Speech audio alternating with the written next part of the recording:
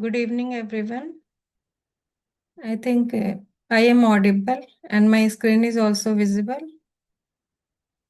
Hi, good evening, Deepti ma'am. Yes, all good. Okay. Anu ma'am and Sari ma'am will be joining soon, so we can start in some time. Okay.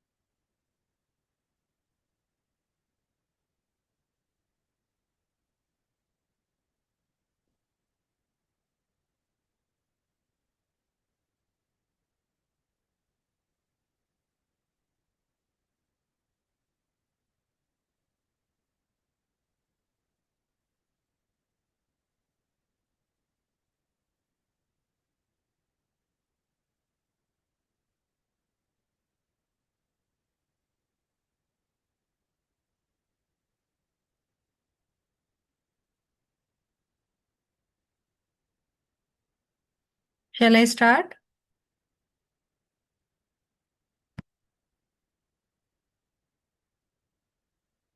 Yes, Deepti ma'am will start. They'll join as soon as they can. Okay. So I will start with a poll today.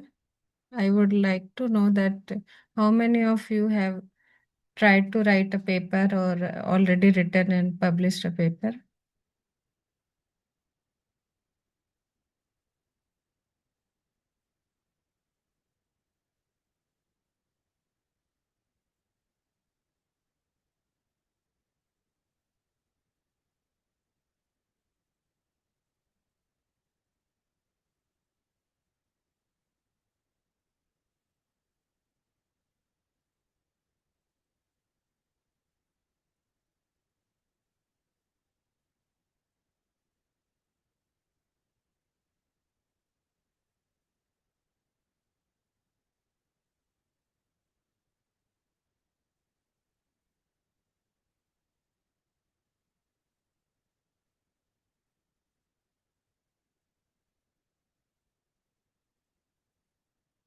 The total 58 individuals, 59 have replied. Out of them, only one person has published a paper and three completed but could not publish. So I think this webinar is very helpful for you if you are looking to write and publish a paper. Today we will talk about what are the requirement and how you should write a paper. Till now we are on the background work only. Now while writing, how you can write it, we will talk about that today.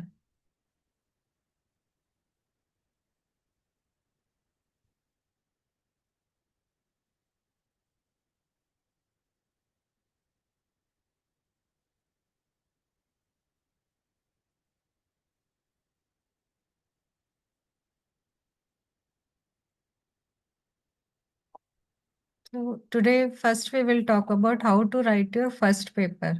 So as you are going to write your first paper, your is it because your guide is telling, your professor is telling, you cannot write. You should have one reason for yourself, some motivation inside you that why you want to write a paper and publish it. Then only it is possible to write and publish it.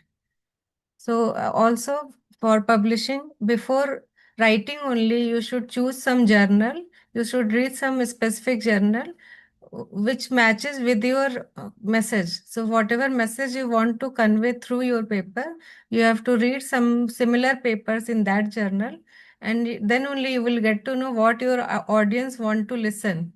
Always you should speak that only what students want to listen, what audience want to listen, what the scientific community want to listen. So for selection of journal, if you are working on some topic, you just put that on Google Scholar and you will get to know in which journal it is getting published. Like for scientific journals, and for clinical study, clinical journals. But one thing I will say that you should take your seed paper or the sample paper from the higher impact factor only. And first you try to submit it there. If they reject 90%, if you are sure that they will reject, then also once you submit, if it will come back from the editorial board only, it will definitely, it will not go for the review. Then also you will get to know what amendments you can do to make it better. So now you know very well that what are the different sections of a paper. Title, abstract, introduction, method, result, discussion, conclusion. These are the sections has to be written in paper. Now I think it has went into your mind that these are the sections. So we will talk about all these sections, how to write these sections today. So for title, title is the main page. So some journals, most of the journal ask to make a title page separately.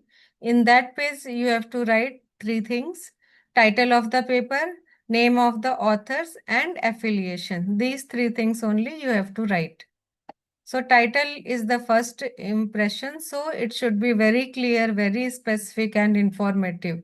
And also just reading the title should show the scientific value, like what you have done, why you have done. Everything should be written in title page only. It should include main key variables or the keywords which people use to search on the Google Scholar or PubMed or anywhere. And as I told you, in one sentence only, you have to say everything like whom you work, what you work, why you work, what was your design. Everything should come in that one sentence only. And that should not have more than 15 to 20 words. That is the word limit also. Not minimum 10 words and maximum 20 words. And another thing now, if you generate the titles using AI tools, as I also suggested you, but after that, after generating that title, you have to write it in a humanized language. You should avoid the phrases like I study on, or sometimes it gives some generic words which is common in many papers nowadays. So you should not use those kind of words. That should be very simple, easy to understand by anyone. Like that, you have to make your title. It should not be very long or complex or unnecessary. These words should not be there into the title. So there is a formula how you can make your title even for the research or review paper. First, you have to write about the focus. What is your focus? On what plant you are working, on what micronutrients you are working, or the intervention in case of the clinical studies. Then what is its effect? And what is its mechanism? So all these things, two things should be there. And then the on what you are working, what is your model system? So in model system, in your case it can be like potato, it should come at the end. If it is some intervention of the what we discussed that day, very simple example, in that the intervention is the zinc, the biofertilizer, zinc in spray of the zinc as a biofertilizer for biofortification. That word will come in between, and then the model organism, that potato will come. Like that you can make your title. So common type of titles for intervention studies, all this can be used as a review article title as well. Effect of probiotic yogurt on gut health in teenagers. So if you are writing a review article, then you can write on the same title, writing hyphen, a narrative review, a systematic review, or narrative review on the effect of probiotic yogurt on gut health in teenagers. Like that, you can make your research title as well as the review title. Similarly, dental caries prevalence among preschool children in Delhi. So here also you can make it as a review article, a narrative review on the dental caries prevalence among preschool children. Then this Delhi word would not come. India can come because you can compare different areas of India. So then India can come. Otherwise, it can be simply a narrative review or a systematic review on the dental caries prevalence among preschool children. Like that, you can make your titles. Then recent advantage. So here there is no fancy words we are using. Otherwise, the journal people, that editor and reviewer will get to know you have copied this title from the chat GPT or any other AI tool. Similarly, recent advances, this word you can write. If it is an updated version, then you can write recent advances in the knowledge of dental caries prevalence in preschool children. Like that, you can make your topic for review and the research articles. So after write your title, every time you have to write your title at the end of your paper, because while writing the paper, first you have to make your mind with some rough title, but it is not sure that you have to write the title at the starting only. So title should be the last thing which you are going to write in your paper. And before title, you have to write the abstract. That also we will discuss. To get the right title, this is the summary of all the slides till now. It should be clear, informative. It should highlight what new or relevant you are going to do. So in the title page, second thing is authorship. So authorship is very important. It should be the credit should be given according to the responsibility. So if there are five authors, so the responsibility of first author should be more than the second, and second author should be more than the third, then fourth, then fifth. But here is here is one more thing important for the authorship, that is called this corresponding authorship. So first author is very much important, the most important person who contributed the work, who has done the lab work, or who has collected the maximum number of data in case of review article. That should be the first author. And the corresponding author would be the person who would be the most senior person, or your supervisor, or in whom lab you have worked, who have planned the study, and who has communicated this study results with the journal. So this corresponding author would be the responsible person for the whole study. If there is some problem in the study, or if it is not getting accepted, or if it is getting rejected, everywhere the name and email of the corresponding author would be given, that this is the corresponding author who corresponded this paper to two, three places, and it got accepted and all. Like that, the corresponding author is the most important person. And the exception is the corresponding author can take any position in the paper, but usually it used to be the last author, not the first, but it can be first author or second author, or it can be anyone. But the exception is it can be, but usually it is the last author. Third, the thing we write on the paper is the affiliation. So affiliation means not just your name and your department name. It should be having your department name, then the college name, then city, then state and country. till country you have to write, because the same similar topic or anything can be same name person can be in, or same department used to be in every college, and same name college like St. Joseph or something, it can be in some other city or some other state as well. So always while writing the affiliation you should go till country India. That is very important to write. So here we will see some example of how to write the title page. So the minimum number of author required for a paper is one author. So as I told you, the corresponding author and the first author are the most important authors, which is compulsory to be present in all papers.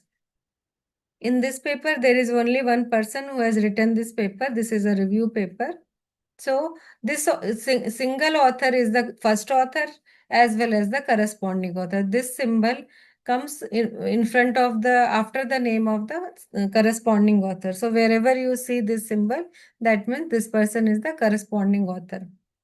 Then in this paper, you are seeing many authors are there. 10 authors are there. Okay. And they are from some different countries as well. No, all are from the different department but the same country. So at the end only they have written this Rome, Italy. Nowhere else they have written the Rome, Italy. Everywhere they have written that clinical epidemiology, second dermatological clinic, and also all these things belong to the same university and the same country and same city. So like that you have to write the affiliation. So here you can see there are two authors, and this sometimes this star mark used to be given for the corresponding author. And these two are from the two different affiliation. Means one is from the preventive dental science college, one from the Department of Dentistry. And the college one is in the India and other one is Saudi Arabia. So two people, some work has must have been conducted in this place, or some work in that place, or it would be a review paper. Both of them have written. So here you can see both are the Indian person only. So as they are Indian, maybe he was working, they are friend or somehow they know each other. So there is no restriction for being author in a paper, like they should be from the same country or the same college or same city. Anyone, any two can be author in a same paper. And the corresponding author denotion is either by that symbol of envelope or this star. Most of the cases it is like that. One more example we will see here. There are four authors, they have two affiliation, and they have just, because all of them, all four are from the same department, same city, same state, and same country. So down they have just written the name of the department and country and all, everything together. Only one number is given because this person is the, to show that this person is the corresponding author. So for correspond, if they all are from the same department, no need to write about the department and all every time. At least if you will give also, that journal will not publish it for many times. One time only it would be written, and one number, star, or any mark they will put on the corresponding author, and then they will write their name as a corresponding author. So one more example we will see here also. So many number of authors are there, total 9 authors are there, and the corresponding author is the second last. So it is not like that. So this is from some Springer journal. So it is not like that only the low quality journal can publish when the corresponding author is the second last or the third last or the first one. So this is universally accepted that the corresponding author can be at the any position. But the most important person is the corresponding author, because he is only going to communicate the paper with the journal. All the communication would come to that person only. So before going to the other sections, we will see how to write, which tenses you should use for writing the research paper or the review paper as well. For review paper, there is some differences because there is no method section in the narrative review and no result section in the narrative review. There everything would be like the introduction only. So for abstract, as I told you, there would be some sections like background, aim, objective, this method, result, everything would come inside the abstract only. So for writing background, you have to use the present tense, because there you will be telling about the general facts that this disease is important, or this something biofortification is important, whatever, just one sentence because you have to write. So you have to start with some general fact. Similarly, known facts in introduction, because this background section would come from the introduction. So here also it will come in the present tense only. Then aim, method, results, all these things, because you have done it, so you have to write it in the past tense, that we use this method, or we aimed to find this. Like that, you have to write the other sections in abstract. In introduction, I told you there would be some 2, 3 paragraphs. So when you will be talking about the literature gap, like why are you going to do this study? So then you have to use the present perfect tense. Like present tense means whatever is known. This is known that this type of cancer is. Then it would be the present tense. Present perfect means, but previous studies have not yet addressed this issue. That's why I am going to perform this experiment. So these two sentences, like starting should be in the present tense, but at the end you have to write the present perfect tense. Similarly, for method, what you did, you will write in the past tense. Means everything, because you have only planned and you have only written this paper. So all the experiment was done by you. So all the method section would be in the past tense. Then results also would be in the present and the past tense, mixture of both. Because if you are showing anything like table or figure in that paper only, so that would be in the present tense. This table shows. And other, whatever the literature part you will be writing, that there it should be written as we found that. So like that, you have to like write your result section. Whatever is present in that paper only, like previous result, or previous section you have explained anything, or the result in the form of table and figures, there you should use the present tense. Then discussion. Discussion is where you are going to summarize your finding, because discussion should start. I will tell you in detail today again how to write the discussion.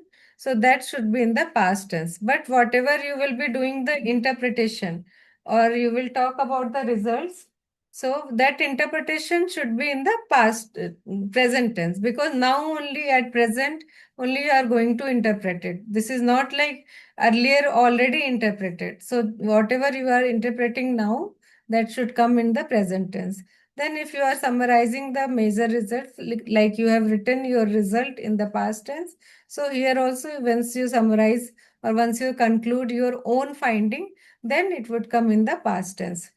So then the future perspectives. Future perspective will show that what is needed, like what can be the gap for another person who want to work on the same topic.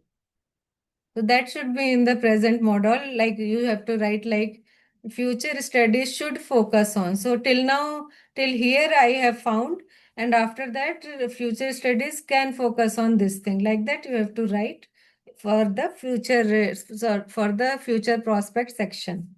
So now I think this table is very important. You can take a screenshot once you will write.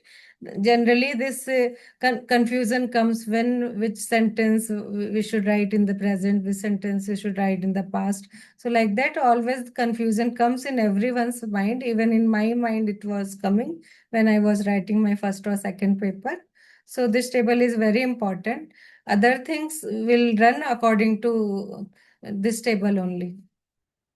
So next. Abstract, we already talked much about the abstract. So here the most important thing about the abstract, you have to follow the journal guideline, whether they are asking for 200 words or 250 words or 300 words. Usually it is not more than that. And also you should write it at the end only. before the title, you have to write the abstract. First, you try to make some paper, you try to arrange the data, like how you are getting the data. Accordingly, you have to keep on arranging that data. And after that, you will get a structure. Then only you will be able to decide, okay, what I found after reading this, that, here, there. So this abstract and then title you have to write at the end.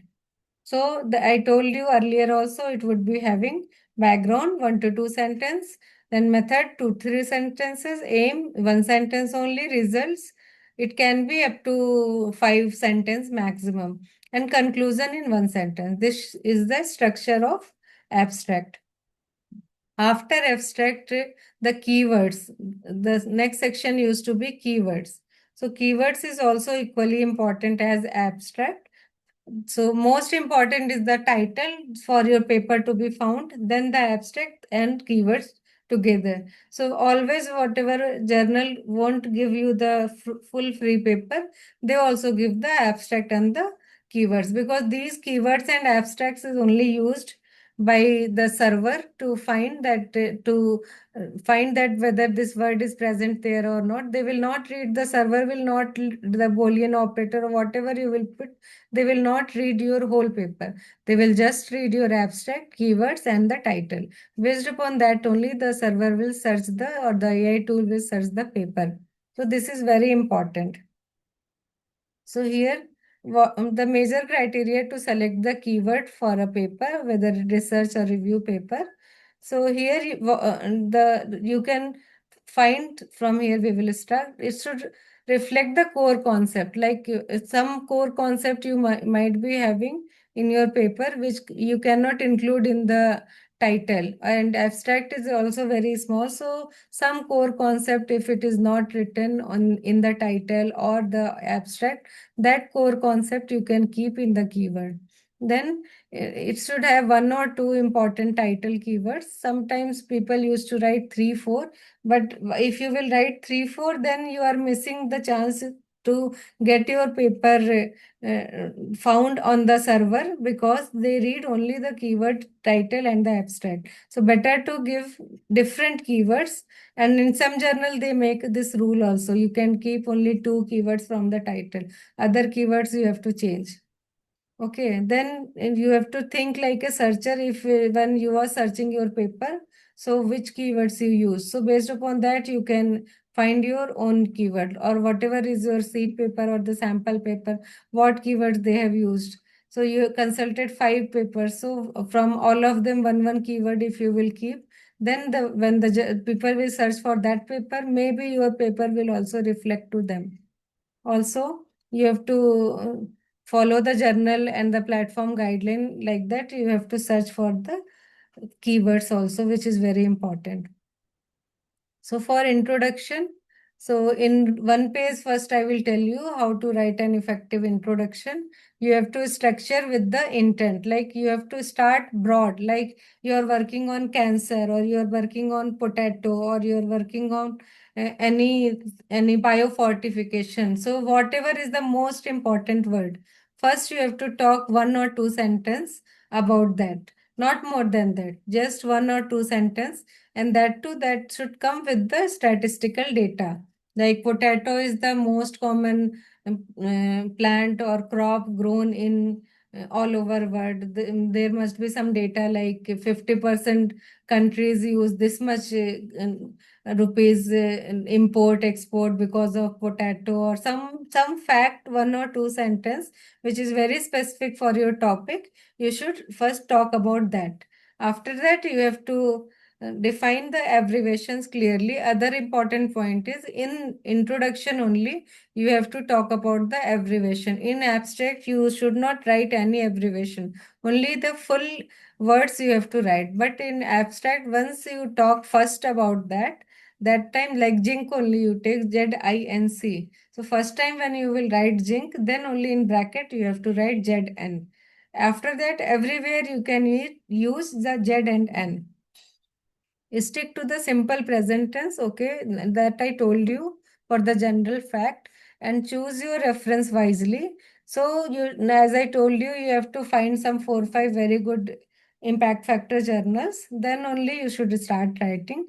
Then the clarity is critical. You have to be very clear about your introduction, because there should not be, even in full paper, whole paper, you should avoid using the vague language or the overly complex language. Like sentences should be small, not very small, but maximum up to 20 words, not more than that. Otherwise, you just break that sentence into the two sentences, whether in the result section or in the introduction section or any of the section. So first I told you earlier also there would be three major paragraphs. One will talk about the background of the problem, like potato is so important. So many people are eating potato, but then also this potato is not having many micronutrients and it is not very healthy. Some story, this paper writing is also the storytelling only. So, how you read the story and write the story. So, how is the sequence like that? You have to make the sequence in paper as well. Then you have to write why this paper is. In second paragraph, you have to write why does it matter. So, why your study matters. So, why this study will help. So, what is already happened in the past and what they left to do, which you are going to do. So like that, you have to talk in the second paragraph, and in third paragraph, you will say that how are you going to solve this problem. So first paragraph would be the background of the problem. Present your topic and get the reader interested. So first, I told you that your topic is important. One or two sentence you have to write. The opening sentence is very important. That is the key sentence. So you have to think a lot before putting the first sentence. Because if first sentence or second sentence is interesting, then only people will read the rest of the part. Because mostly people open the paper, first they start reading the introduction only. And as I told you, you have to give some interesting facts or statistics about your topic. Second, you have to write why is it matters. So you have to give the background work, like background references, like what has been already done, what they left out to do, and what are the gap. So if you will talk about the gap here, and then in the third paragraph, you will explain your hypothesis and your aim, and then what solution do you expect from after writing this paper. So everything has to be written in the introduction only. So here, this is a paper on genetic susceptibility of human norovirus infection and update. So once you was asking that all topics has been already written, so how can I write on the same topic? So these people have written an update. So here they would have written somewhere that we are taking data from last 10 years or like that they would have written, and then they will write the paper on that. Sometimes it need not to write. So till in introduction you will talk what has been already known. So how so small introduction they have written, that this paper is in Q1 journal.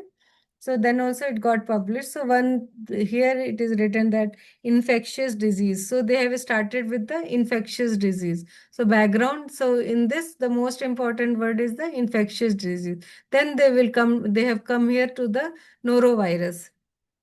So second important thing is the norovirus. So they have talked about the norovirus, what all study has been already been done, and what is what was the gap in that studies in that this thing review, and why. Then here they have written, in spite of the high infectivity and rapid transmission of norovirus, and subpopulation individual does not develop a symptomatic disease. So why they are going to do this, write this review? For that, they have given the reason. So why they are going to do this, write this paper. Then, hence, we review previous previous in vivo studies on the norovirus infection, and then we are writing this paper like that.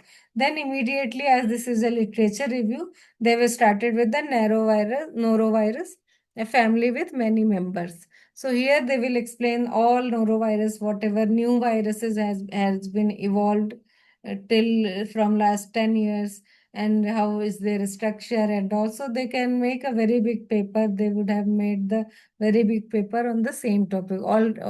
although the same topic has been written earlier. Next is the result section, sorry, method section. So method section is also very important for the research paper. So method section should include the enough detail of other researchers to replicate your study step by step. Means whatever method you are using, wherever it has been published, you have to give the reference of that. Then you should go chronologically, like you have to start always, you have to start with the study design only. Then you have to talk about the material, then procedure, then sample size estimation. So if you will read some similar papers in your field before writing, you will get to know what should be the structure. But for this kind of paper, clinical paper, first of all, you have to write the study design, then material, procedure, like that. Then you have to describe the materials. So materials like whatever the drug you are using, tools you are using, equipments you are using, chemical intervention, everything you have to write in your method section. And most importantly, not only you have to write the drug name or the equipment, even if microscope you are using, not only you have to write the compound microscope, you have to write the brand name of that in bracket. You have to write from which brand that microscope is and what is their number. Every detail you have to give for each and every equipment and drugs or any chemical. Like all chemicals were brought from SD Fine here in Bangalore, that is common, or any other company name, whichever company you used. If some specific chemical you have brought from Sigma or something, then for that chemical you have to write the specific name. Otherwise, at the end, you can write one sentence like all chemicals were brought from the Sigma, like that. Then you have to explain your procedures clearly and you have to give references everywhere, wherever possible. More number of references are always more good, more better for writing methods.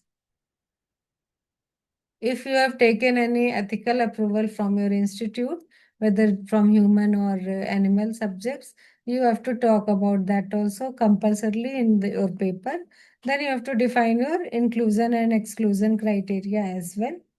You have to clearly define how participants were selected and what qualified them or disqualified them. This inclusion exclusion criteria is very important for clinical studies, not for life sciences. Then you have to detail your data analysis. Data analysis method, name of the method, which statistical method you used, which software you used. Everything you have to write in one, always in most of the papers, 90% papers, research papers have data analysis subsection in method, because everywhere any qualitative paper it is, some data analysis you must have done.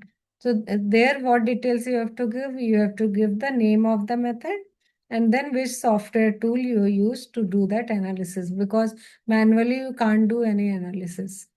And then whatever sections you are writing, all sections should match with the result sections. Like first you are talking about some one method, like you have studied, you are doing some preliminary study to find some phenols or anything in some plant or in some flower. So if you have studied for the protein, carbohydrate, and then phenol and everything, so in which sequence you have named the methods in your method section, in the same sequence you have to write the result section as well. So you should use the subheadings to organize, and you should specify the variables and write the units properly. This is very important. So sometimes you don't know how to write gram per liter, my ml. So ml means m should be small, l should be capital, and there should not be any gap. So it should not be like this m dot gap l, but there should not be any gap with the number as well. So there are some rules to write the units. You should follow that. And anything you are taking below 10, then you have to write in number name like ONE1 till NINE9. If it is 10 or more than 10, then you can write it in numbers like 1010, 1111. So this is also a rule in academic writing, how you should write in whole paper or any assignment anywhere. For units also like that, there are rules like ml gram per liter means G/L. There should not be any gap in between. So these minor mistakes students used to do, which we have to correct while editing the paper. So you have to be very careful about these things. Sometimes because of that only that reviewer comments come that English is vague or the paper is not properly written. So these they will just check for the small things and they will not read whole paper. Whether the content is good or not, they will reject the paper simply. So you have to be very careful about these things. Once again.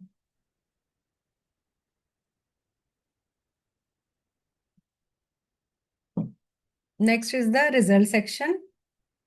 So result section is the easiest section to write because it is just the summary of whatever results, whatever experiment you have done. So as you would be doing your experiment, so you have to, you know what to write and how to write.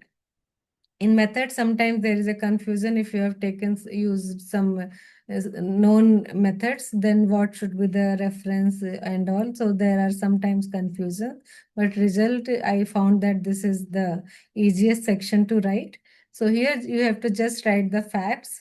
No need to interpret anything. Whatever results you got, you just write that, whether it is a positive result or the negative results. Here also you have to use the same subheadings what you use in the method section. This sequence you have to keep in mind. So, so here you can include any relevant descriptive statistics as well. And I don't know statistics you have studied or not. So descriptive means just percentage, number, mean, standard deviation, all these things comes under the descriptive. And the interferential means all the p-values or this chi-test or whatever the different difficult kind of tests are there, all those comes under the interferential statistics. So numbers are often placed in parentheses. So while writing the result inside the bracket, you have to write the numbers. If you are writing, like if you are writing that we got the value of the length of stem of this treatment plant was this much, and which was 5% more compared to the other plant name or the treatment name, then the number should come in the parenthesis. Try to present data in the form of tables. So how much is possible, you have to present your data in the form of table or figures only. Then data visualization, I will talk to this about this in second session. So what visualization you can make in the result section is the chart, bar chart, line graph, pie chart, scattered plot, all these things, heat map is, and then the flow chart. So all these things you can make as a visualizing portion of the results. Then the discussion section. Discussion, the first paragraph you have to write about what is your findings, what you have done in just in one paragraph. We did this and then we got this. What was the, like, starting with your main objective, we aim to do this and we found this. So the summary, the main summary, whatever is your main summary, you have to write in one paragraph. If you have two three main summaries, main findings, in that case, you make three paragraphs. In one paragraph, first paragraph, the most important objective or the first result which you found and you have written about that, you will write one small paragraph. Then you will discuss that. Then how to interpret that? How you can interpret that by comparing, or you can discuss that by comparing with the previous findings. Like I found like that, and another person also found similar one, but in the different plant, because it cannot be totally same.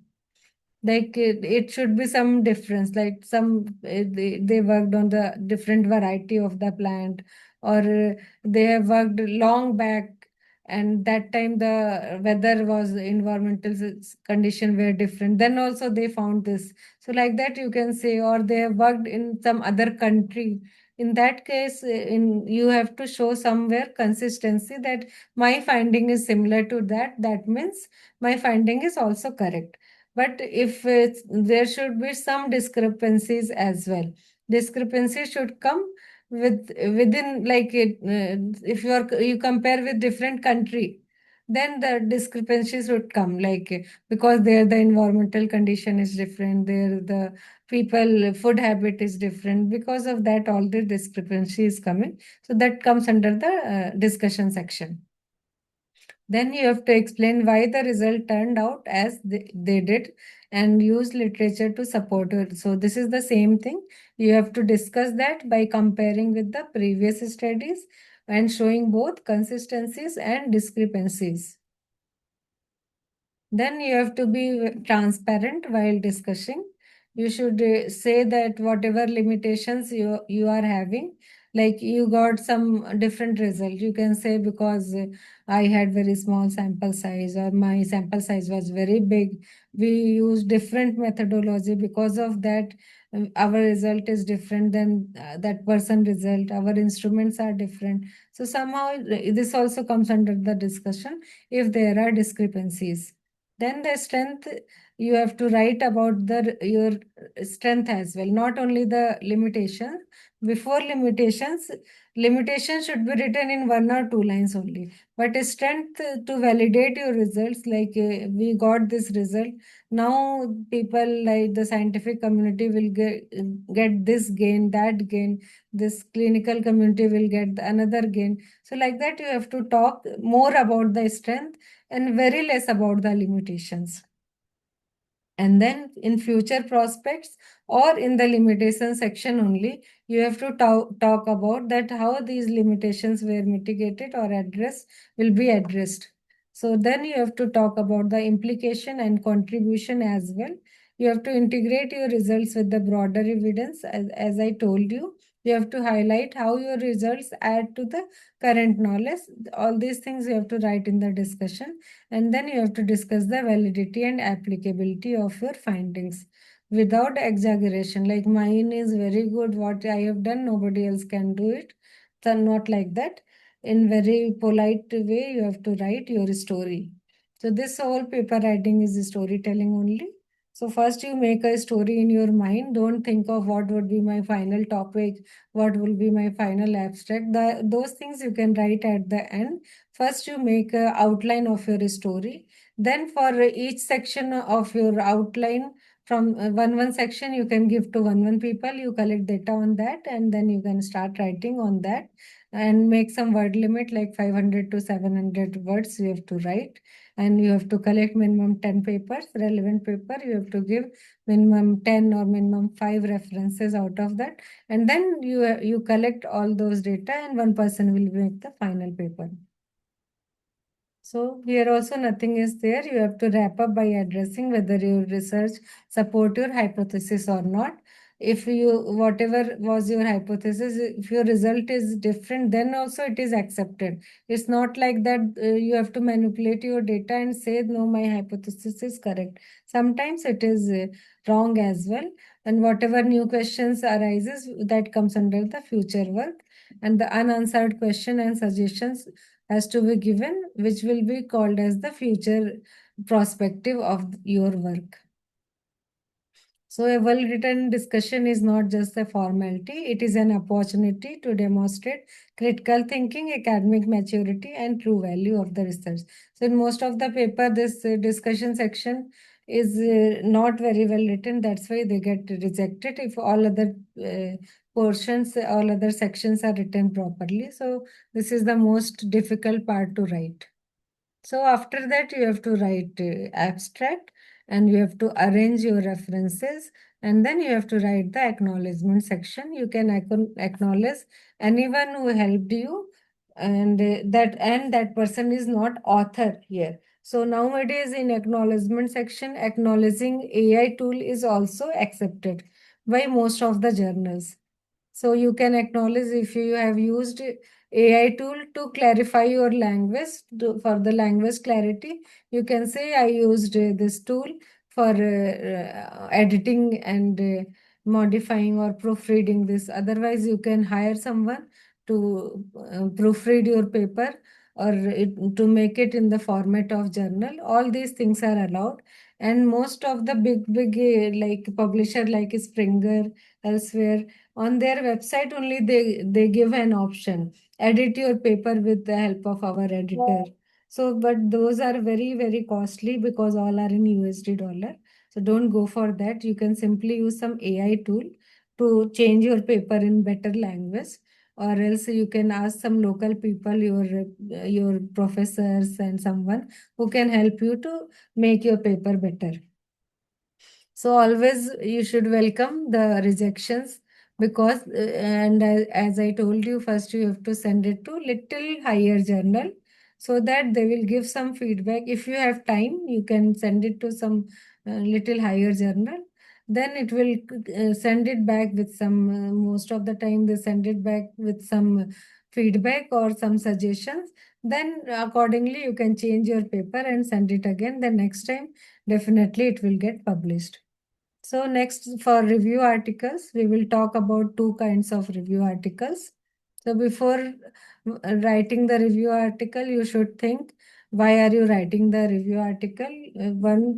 Two type of people can write the review article. One who are very much expert in some field, they can use this review article to help the scientific community, and whatever knowledge they are having, to share that knowledge, they can write a review article. Otherwise, who are beginners, they can also write the review articles to gain the knowledge. If they will write a review articles, they will get more knowledge on the same topic. So sometimes professors tell that at the starting of the PhD only, or in MSc only, like you write some paper, review paper, then you will gain, collect the information, and you will synthesize the information, and everything will, well, when you write anything, then everything enter in your mind. So that's why these two type of people usually write the review articles. But for you people, if you are in undergraduation, you can first find some, like a good scientist in India or abroad, wherever you want to do your post graduation or PhD. And then in whatever topic they are working, you can try to write on the same topic. You have time, and if it will get published and you will send your application along with that, then they will say, oh, this person is really interested, he has already published a review article. So like that, nowadays, like many places in India, I know that so there are some companies, those students who want to go in like UK and US, not US, mainly in UK, after school. So people ask them to pay some money, and they will write some paper, they will publish some paper on behalf of them, and they will then, they have some connections there also in some college, not very good college, and they will get them admitted there. So they are not capable people. You should not be like that. You should write on your own. Only for editing, you can give it to some AI tools or some other expert. So narrative and systematic review, we will talk only about these two. So narrative review is broad, descriptive, and easy to read, as I told you many times. Now, till now, it would have entered in your head. And systematic review is the structured, detailed. So it is difficult to write the systematic review, but in short, we will talk about the systematic review. So systematic review is mostly written for the clinical studies only, not for the biological topics. So there should be the patient intervention. There is a format. You have to talk about the patient intervention, comparison, and outcome. So whether you can talk about the what compare, you can compare the what is the sample size, you can compare what intervention was given, you can compare the what outcomes they got. So what patient, what type of patient and intervention given, and then what after comparison you can compare the what is the outcome of that. So like prevalence studies, there are many papers, review papers, systematic review used to be written for the prevalence of a disease. So they take from India, if you are writing, They will talk about that they taken patient from 10 different states of India, and they found that and everyone has given some different intervention or the same intervention. Then they will compare the outcome. So when they can say that the sample size was less here, so they got the different results. Somehow they will synthesize a story. So here also you have to search using the databases as we told. Then the methodology, you can search based upon the methodology as well. Then you have to evaluate the quality of research. So there are some tools. No need to, no, I will not tell now. There are Robbins and all. Few tools are there which will check the quality of paper. So like that you can check the quality of paper, whether which paper you are including, that is of good quality or not. Then you can evaluate that paper and synthesize your data. Also, you can go for the meta-analysis. So that is an statistical method. So it is difficult to do, but you can take help of any statistician or any expert who can teach you or who can do the meta-analysis on your behalf. So for that structure of the paper for systematic review is same as a research paper. So introduction, method, result, discussion, all same sections should be there, and it can be include some flowchart and evidence-based table for the relevance. So there are in result section you can put the flowchart and the tables. Then the narrative review, which you can plan to write. So this is like I told you many times, 3 sections are there. It will clarify I clarify that the literature review is not just the summary, it is the synthesis and evaluation of some research topic. So literature review is not just summary, it should also go into your mind. Till now, I think it has gone to your mind that you have to synthesize the reason why you have written, what is the difference, what is the similarity between the different papers which you included here. So here also you have to define the scope, gaps and direction of current work. So it is not like that there will not be any aim for the paper. Introduction would be there, gaps would be there, then the aim of the paper would be there, and then in which direction you are going to work in this paper, that also you have to write. So first you have to define the research focus. Like first you have to select a topic or a question. Like if you are a biotechnology student into the biotechnology, then you have to make a review on that topic. So first thing is the topic selection, then screening of literature, then analyzing and organizing them. So yesterday only we talk about the themes, methodology, chronology, all these things. Then 3 sections we have to write. Introduction section. Here, similarly, like the any research paper or the review paper, you have to define the topic, purpose, criteria, and then the main body, as I told you. There you will discuss and compare all the findings around. Then the conclusion. In conclusion, you will summarize the why you have done this, what you have done, and what are the research gaps. So all these things you have to write in the conclusion section. Why people should read this study. So all these things you have to write in the conclusion section. Then you have to critically evaluate your studies. You have to discuss the strength and limitation of the methodology used. You have to assess the consistency and quality. And you should avoid just listing studies. You have to connect them and interpret them. So you have to synthesize those studies together. So the aim of the paper should be to connect the papers and interpret them. That is called the synthesis of paper. Then you have to integrate specific considerations as well. You have to, if you used somehow some ethical or some ethical means where what you can use in the review paper, you can use some AI tools or to generate some like grammatical changes or something. So if you integrate any AI tool, then you have to address that in the ethical issue and regulatory societal aspect, whatever it is. So if any issue is there, you have to mention that clearly in the paper, and then you have to mention the emerging trends.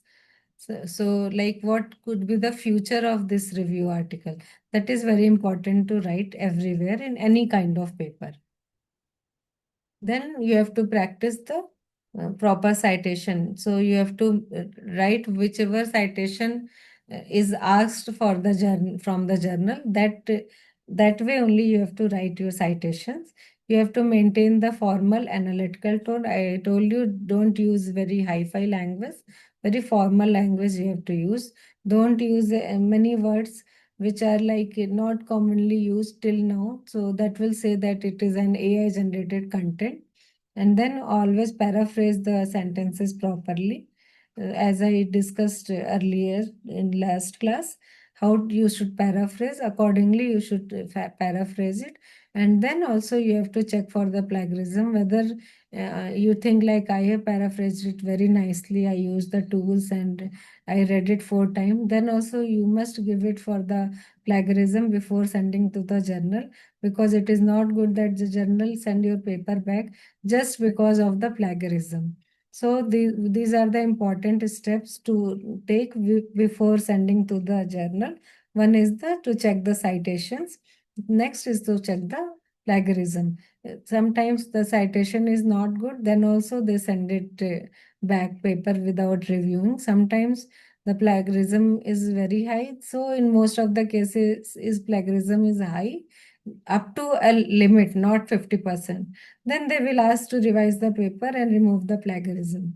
But it's better to remove the plagiarism, then only you send it to the journal. Okay, then in next class, we will talk about the data visualization and the presentation. Okay, slide number 42, I will show. So this we will talk, I told you. In next class, we will talk about the data visualization in detail. So data visualization is nothing but making the bar graph, line graph, pie chart, all these things. So all these things comes under the data visualization. So we will talk about these things after 10 to 15 minutes. So I would like to know few things before conducting the next session. I will ask you now in the poll.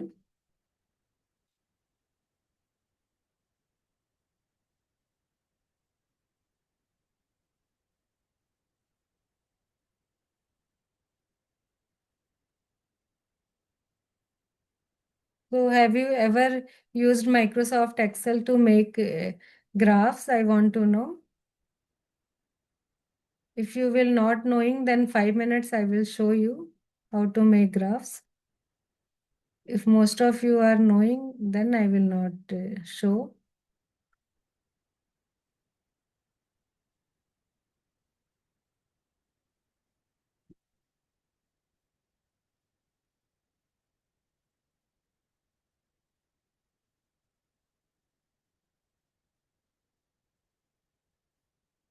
Okay. So it means 1/3 people know how to use it, 1/3 don't know, and 1/3 know a little bit. So 5 minutes I will show that also to you. Okay. Only 30 people are telling that they know how to use it. And 27 are telling they don't know at all. And 26 are telling a little bit. So till now only 50% poll responses has come.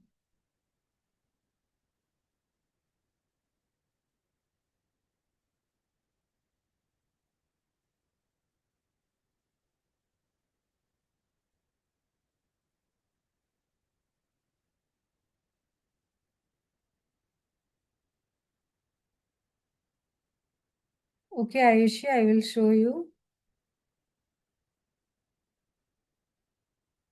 5, 9, 12, and 45.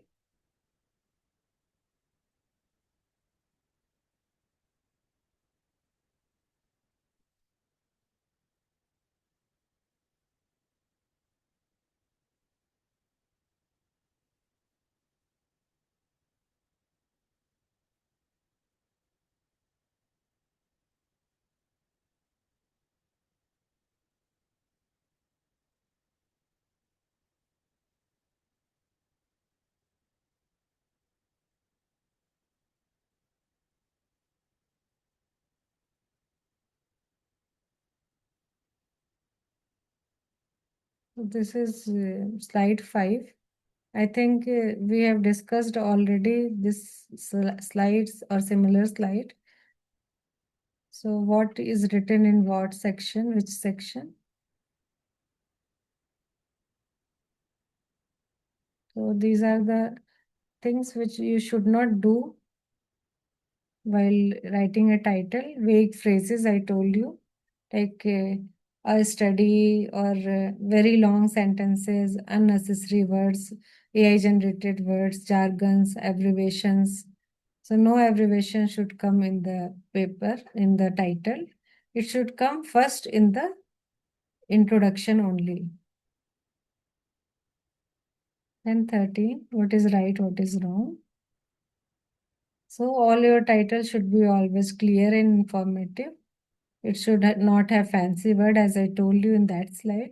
It should highlight what's new or relevant. Only that much it has to show. What is new, what is relevant. And then I think 45 you told.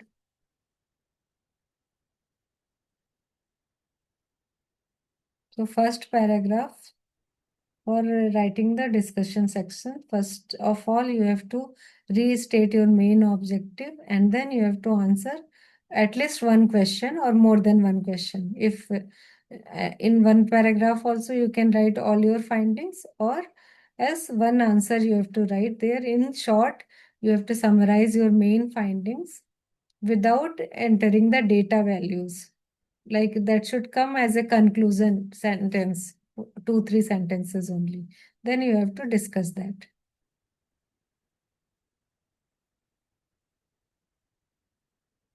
37 also. Okay, I will show.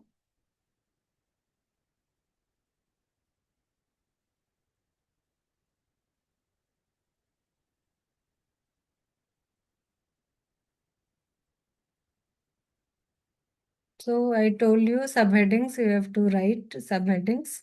That is important. And the order of subheadings are also important. Then you have to specify variables and write units.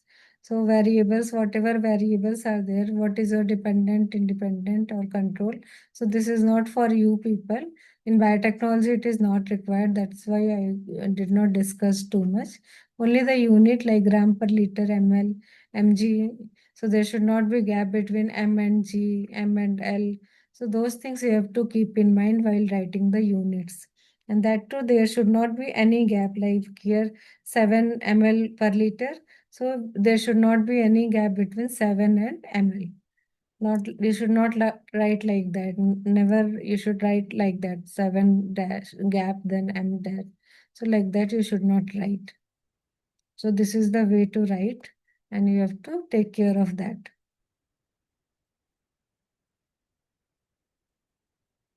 Step-wise slides after narrative review writing. Just a glance. 1 second.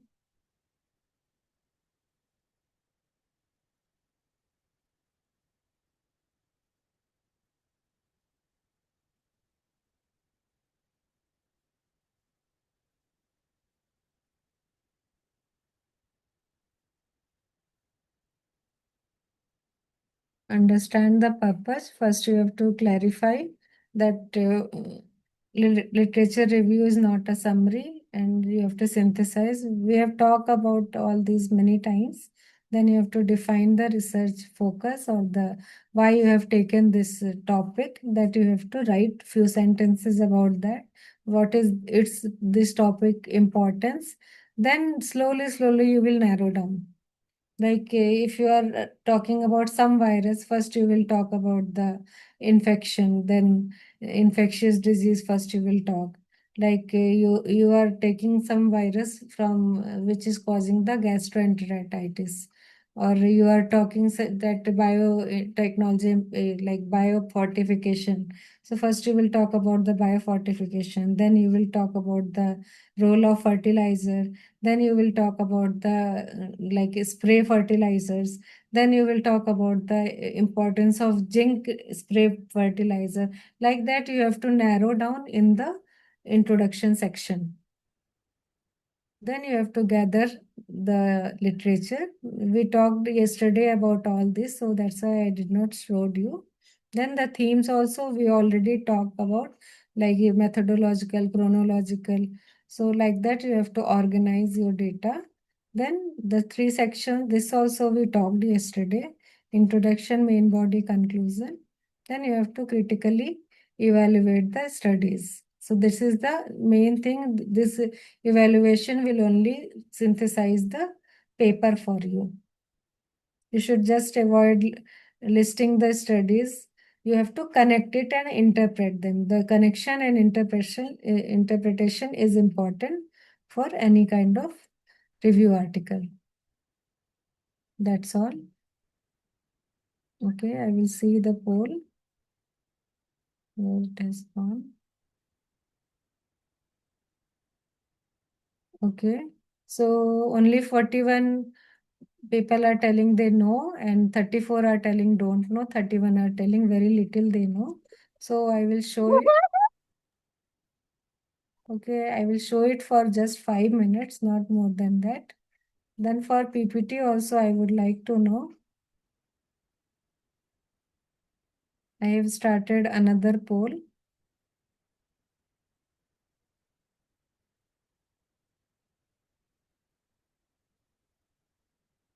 I think PPT you might be using for your undergraduation or in PU college.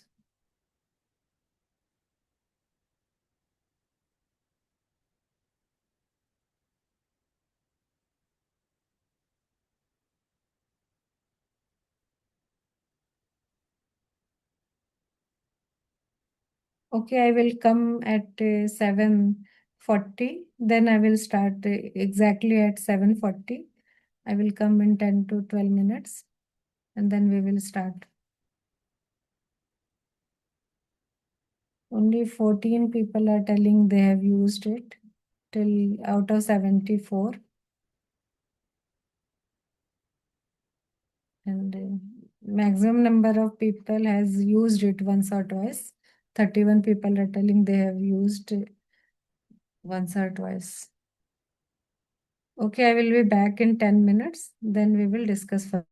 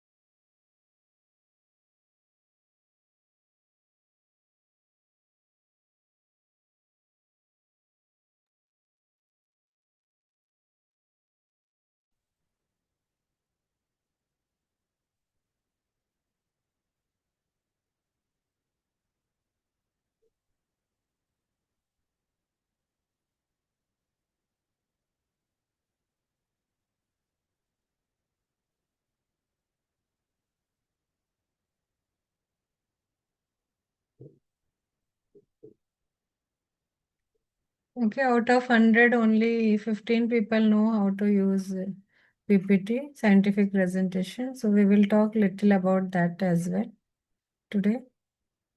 So Ayushi is asking, same method has been written at many places. That's true. I told you yesterday as well about this. Do anyone remember how to cite a paper method? If many papers are available on that topic, like Lowry method, I told yesterday, I gave the example of Lowry method. So, anyone know the answer? They can unmute and tell, otherwise, they can write in the chat box.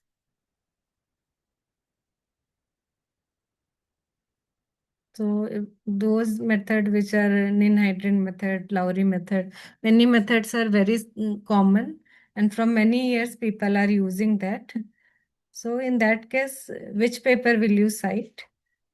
So in that case, you will cite the original paper, like whether it is from the 1950 or 1960, 1970, who discovered that method, you have to cite that paper. So that is the reference.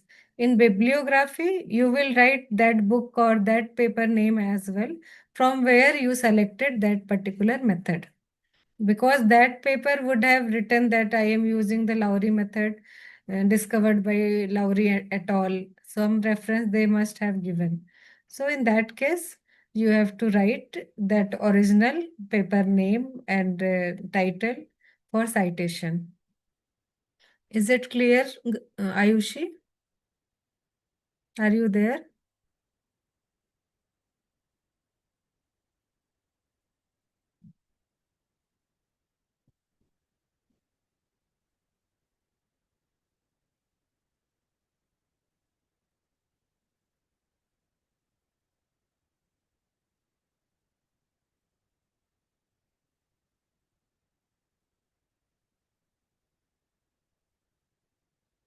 Okay.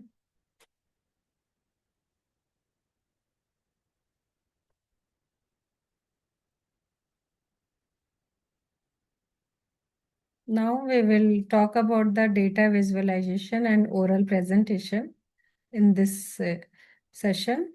So, what are the key principles to design a data visualizer, like maybe table or figure or PPT, anything? So, it should be simple. It should focus on essential information only. You in the figure, like you should not write 5 lines. If that figure describes 5 things, you should need not to write all things. Only whatever is the main point in simple words, you have to write that so that all the audience could understand that figure. And second thing, you should label all the tables and figures clearly. What are the legends and access, legend access titles. So title, like table number 5, then whatever you write, that is their title. Legend means for figure, whatever you write, that is that figure legend. And axis means y-axis, axis is some or some scale is there, like so for microscopic studies we used to put one small scale at the corner, like this much is 1 millimeter or 1 micrometer, like that. So that is also required. Then consistent colors and font. It should not be very fancy. This is for the scientific work. So it should be simple and sober. And it should highlight the key message through color or annotation. Like if there is very important message or any important thing you want to show in your figure, like this cell is dead, out of 5 cells you want to show because of your experiment, this is dead, like dead, then there only you have to put the color, like this is different than other. Like that you can highlight your message using the color or annotation. Annotation means in tables you can write A, B, C, D as a superscript to show that this data is different than all other data. And you should avoid misleading the scales, like side by side bar scales used to be used. So for the research papers, you should avoid misleading that, like the correct length only you have to provide, not like any length you are providing, saying that this is the scale for this paper. So there are much difference in the research paper and review paper visuals. For research paper, we make graphs or tables for experimental results. We also can make the flow charts and the raw data visualization in the form of graphs. Or anything else like a heat map is used for some molecular work visualization, that is no need to know in detail. So there are some softwares which prepare that map. So review articles, always there would be tables, but that would not be the results of some experiment. That would be the comparative tables of few studies which you involved in your paper. Then the conceptual maps can be there, like you have collected samples, papers from 10 different area of India or world. Then you can throw the concept like one I have taken from Africa, one from America, one from or 10 from America, 10 from Africa, like that. You can conceptually tell in the review paper. Otherwise, based upon the theme, trends, and timeline, whatever is required for your paper, like that, you can make some visualization. Like theme means like flow chart kind of thing. Trend means now that time in 2010 the revenue of India was this much because of potato. In 15 it was like that, like that. So that kind of graph can be given in review paper. So you should use active captions which should tell what the figure is. Okay, this I told you earlier only. You should not duplicate what already stated in the text. So if you are written in detail in your text, then you should not write that sentence. You should not show table for that. So I will tell you how in later slide, and you should maintain formatting standards to your target journal. So that is also important. Some journal says that you can have only two tables or two figures. So you have to maintain that journal according to the journal guideline only you can write. So here where visuals belongs to in the paper. So what visuals you can make for a paper, whether it is a research paper or the review paper. Nowadays, it is very trending to that journal asks for a graphical abstract. I don't know you have heard of it or not. That will show the summary of methods and results. Background no need to give there. Not only the results, that will show the method also, like what material you collected for your biology and the biotechnology experiment, and then which method you used, how one plate, if you have one like simple microbiology experiment, what we discussed, antibiotic resistor. So which bacteria you took, which virus you took, that photo you will keep. Then the plate photo you will keep, that you kept the viruses, sorry, bacteria in these two plates. Then what the result, that zone inhibition photo you will keep. And then what is the main conclusion, susceptibility, how much is the susceptibility. For that, what you measured, that graph or that visualizer you will keep in that abstract. So by looking into the abstract, now everything is visual. Nobody want to read the book. Everything they want in the form of video.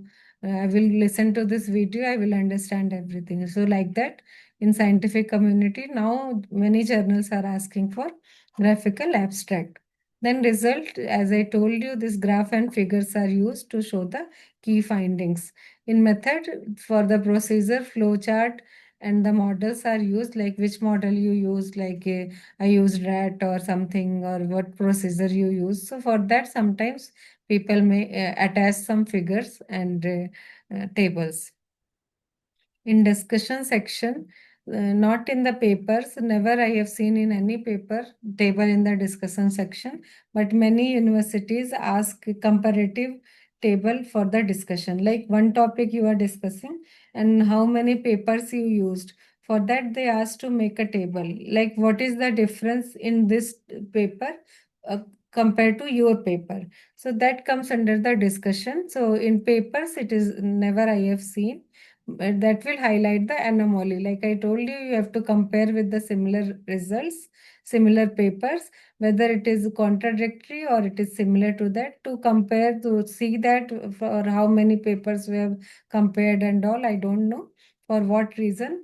Nowadays, in some medical institute, they are asking for comparative table in the discussion section as well. For review papers, thematic maps, I told you from India, here, there, you have taken the samples, and then the timelines. For timeline, as I told you, the like some import was this much revenue this year, then that year, like that timeline. What was the situation in 2010, then 12, then 14, like that you can make. Then the conceptual framework also, if some conceptual paper is there, so what was done in long back, like abstract, graphical abstract only, and what is happening now, till that whole concept you can show in the form of table. So this is the example of graphical abstract. Usually those journal who ask for the graphical abstract, after accepting the paper, they will show that graph on the home page only, like this. Here it is showing the current issue, and this is a review article, and then this graph they are showing. Here the title is written. So like that, graphical abstract has to be prepared. So this is a review article. Then also here is a graph. So here it is showing something like biopesticides are there. Then they kept in some plate. Microbial fertilizer they have added. After that, it came to that fertilizer they have applied on this plant. Then how this maybe something like biofortification. Then whatever tomato, potato they have grown, and then healthy human. You can see here the healthy human. So like that they have written one paper and they have made a abstract. So this is the another example of the research paper. Similarly, they have taken maybe some 5 types of insects, some termite, cricket, this, that, and then they have studied the insect gut. They have gone to the insect gut, and then which bacteria are found in that insect gut. Like that, waste plant biomass, some work they have done. So whoever are from the same field, they would be able to understand by reading title, and after that looking into this graphical abstract, what has been done here. Well, this is like an abstract only, but in abstract, this background and aim is also there, but here that portion is not there. Then the graphical abstract for review paper. Again, this is a review paper. Similarly, here in the form of this flow chart, they are showing what they have done. Then because they were not having so many of figures to make, so they have just given the one table. Table is showing that with how many families, genera, and species they have included in this paper, and something like that. Then this graph they have shown that bioactivity, how many percent of bioactivity all has seen. So like that, you have to prepare a graphical abstract in case journal is asking. Then the tables in the method section used to be, example is the inclusion criteria and exclusion criteria. So if you are making a detailed table on inclusion, exclusion, then you need not to write all these things again into the text. Then you can just write that inclusion and exclusion criteria where as per the table number 1. In one line, you can write about the inclusion, exclusion criteria. Otherwise, if you are not showing the table, then in that case, we have to write everything in the form of sentences in the method section. This is the example of figure. So in the review paper, so Prisma guidelines, I don't know you know or not. This is the flow diagram of Prisma. Prisma flow diagram it is known as. So it will show that how many uh, papers you have studied, then how many you have were duplicates, and then how many titles you have screened, and then how many you excluded, then how many finally you reviewed, and at the end only 44 studies were included. So all these comes in a flow chart form, So this figure is usually included in the systematic review papers. So in research paper, in the result section, so tables, this is the table for the result section. So here they have written that male and female, and means number of the male and female, and then the percentage. So if you are putting this table in the paper, then how you will mention it in the literature? So in the result section, you will write like in one sentence only, the ratio of male and female were 1:1, and then table number you will write. So that will show that no need to write like 47.5, 52.5, almost 50% it is. So the ratio of male and female in the porosis group and the control group were almost same, 1:1 ratio. And then in bracket you can write the table number. Similarly, here also so many factors, variables they have studied.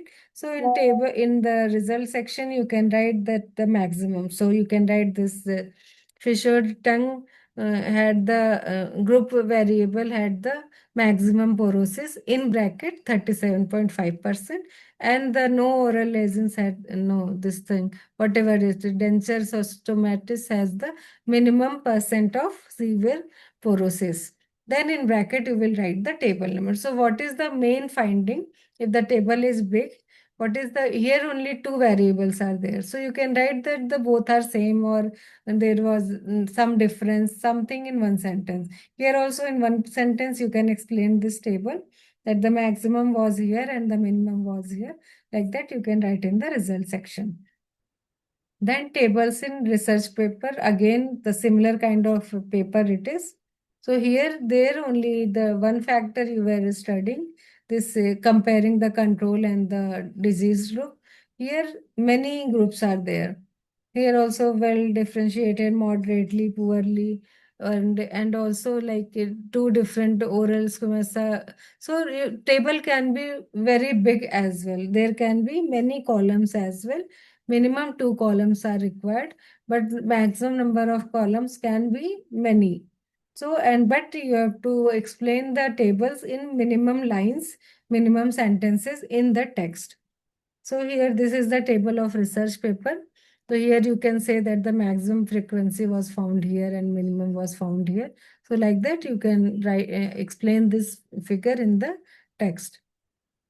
So for our biotechnology work or something, so if it is figure is like this, there's only one line is there. There's dense band like lymphocytic infiltrate abounding the oral mucosa and latent plant. So only one line it is written, not many lines you need to write in the this figure legend. So one thing important you have to note down, like for figures, always below the figure we used to write the figure legend. Always for figures we write below the, and in tables always it is written above the table.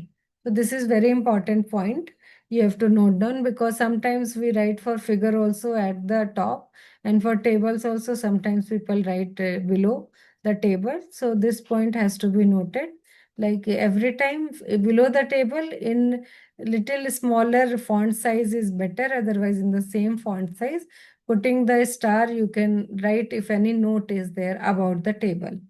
But in figure, even if any note is there, below this only it will come in smaller font, or the as a superscript or subscript, that will come. But in table, always the heading or the table legend will come or at the top, and the figure it will come bottom to the figure. So this is the table in the review paper. So here in this is actually figure, I have written wrong. Figure, because this is figure because here you can see they have made it through the statistical analysis.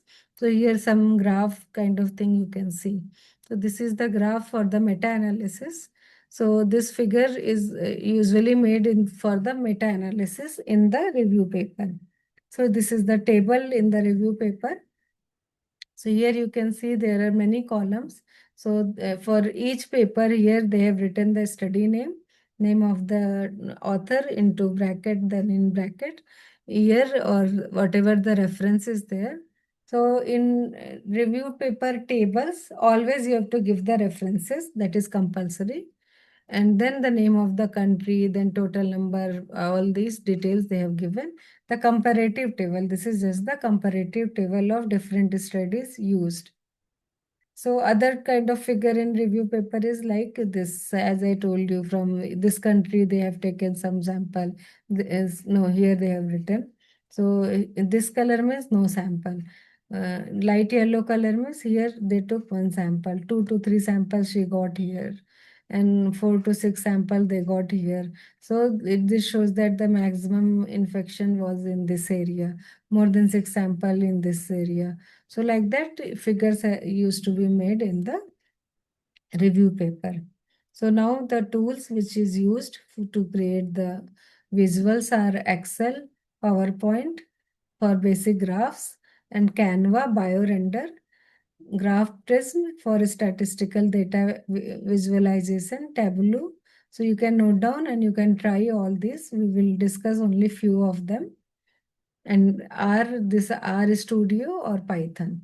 It is also used for making the graphs. Then the oral presentation. I don't know which language it is showing. So the power of good presentation is, so why it is important, it is written here. A well-delivered oral presentation enhance your credibility and make your work memorable. So why oral presentation matters? So it matters because this is a digital age, and everywhere, everything is available online. But sometimes when you go and present, the people is able to understand better. People is able to connect better. That's why for any interviews and all nowadays, they are asking for PPTs, even for the jobs as well for these what to say that grant and all funding. So everywhere people has to give the oral presentation, because in that presentation they will see their capability in person. Otherwise nowadays everything is online. So you should start with the structure. First you have to talk about the introduction. Introductory slide, 1 or 2 slide only you have to make. After that, you have to directly go to the body, main key findings. What are your key findings? You have to go to that. Then the conclusion you have to write. Then you have to say only include results that support your conclusion. Leave out other excessive data. Why? Because if you will talk too much, the more questions will come. Then it will be difficult for you to answer them. Then you will lose your confidence. So for presentation, confidence is very important. You should keep slides very simple. Okay, you should not talk about very hi-fi things. Only the simple things in simple wordings is okay. And then you should don't you should use the readable font. You should not readable font is called 24 and above. You should not use the font below 24, and then you should show the essential data only, as I told you. Then only you would be confident, and you should highlight the outliner or the trend. At the end, like future prospect is very important to tell.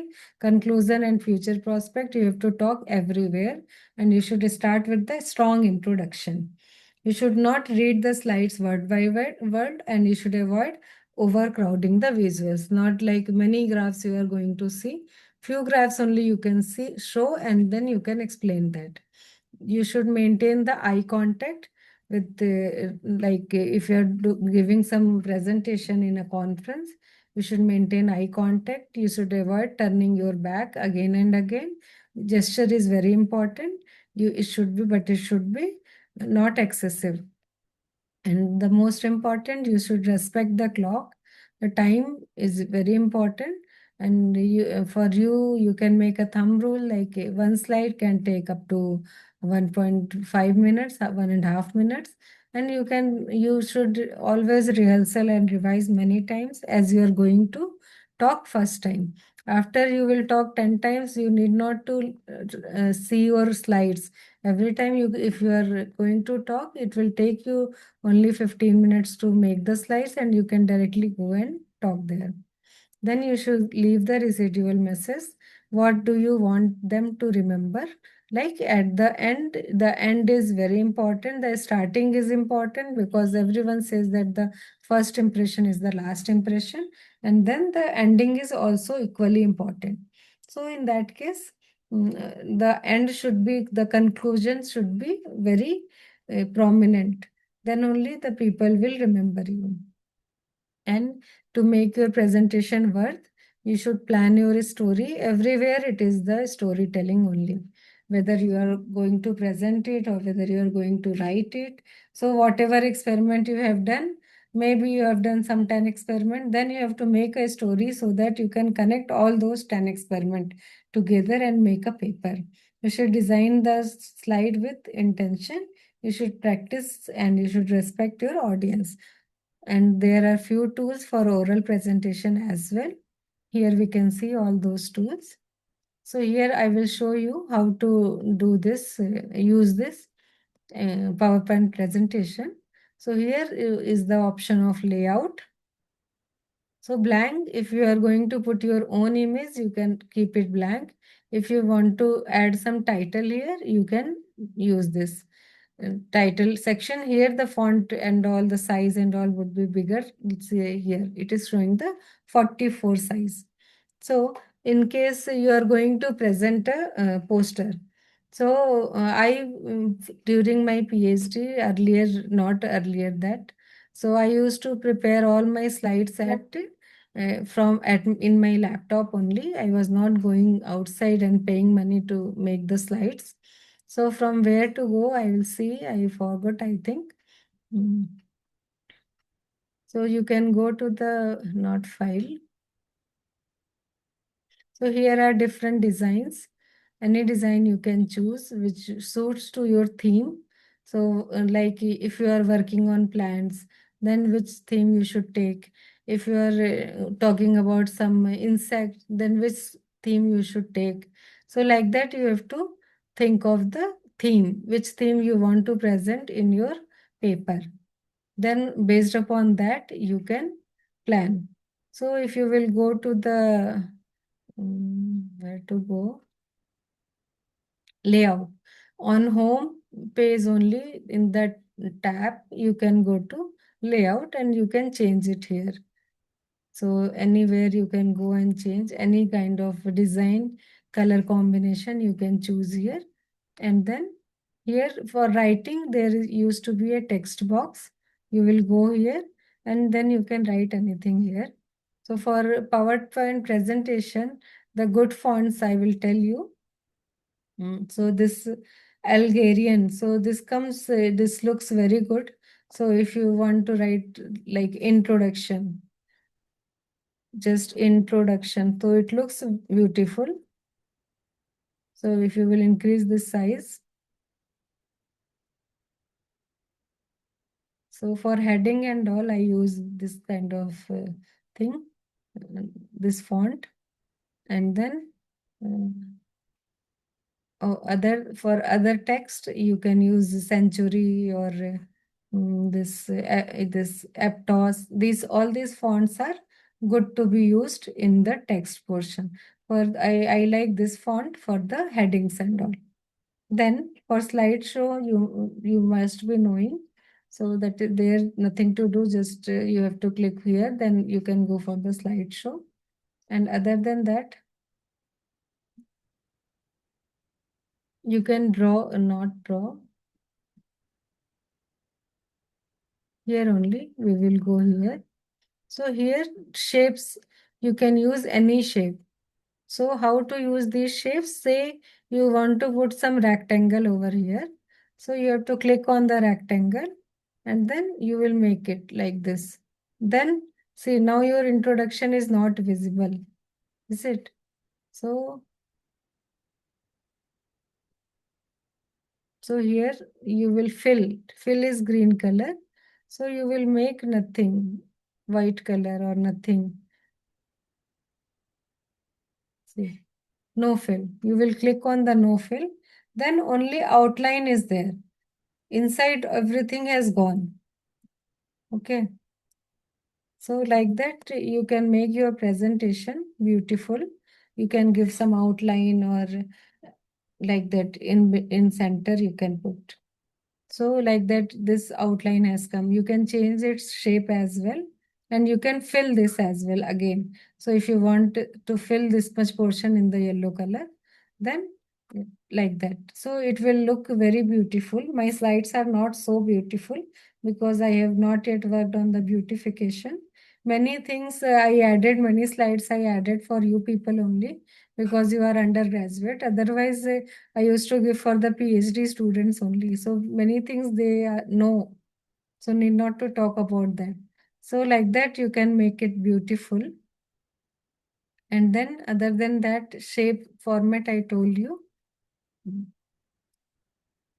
Other than that, you can use any like arrow is present. If you're making some flow chart, you can use this arrow here. You can change the color of arrow. You can change the outline of arrow. Then also you can change the size of arrow, like this much size. So like that, you can work on the beautification of your slide. Whatever content is there, you can put over here and then you can work on this.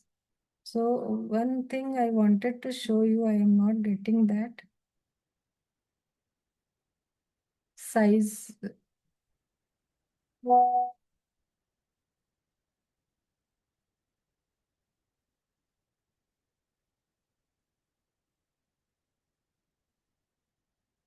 Okay.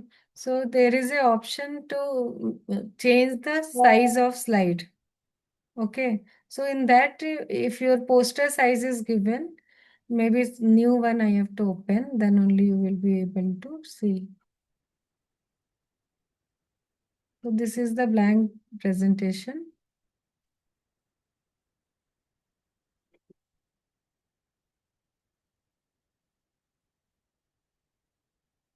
So in this page only will be of size 1 meter into 1 meter. I am not getting that.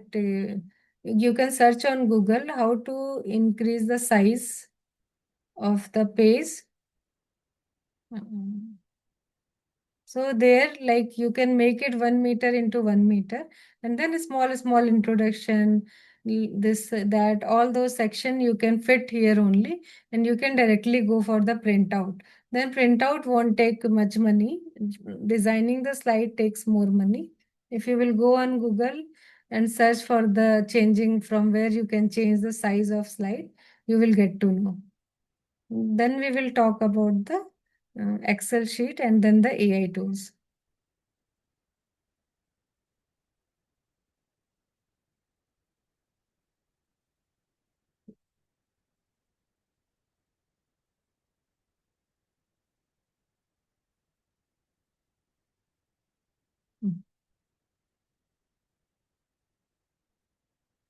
Mm.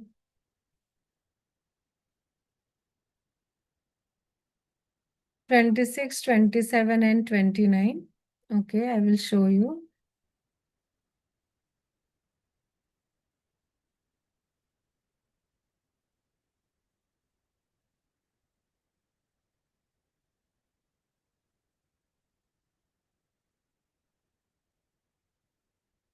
Mm.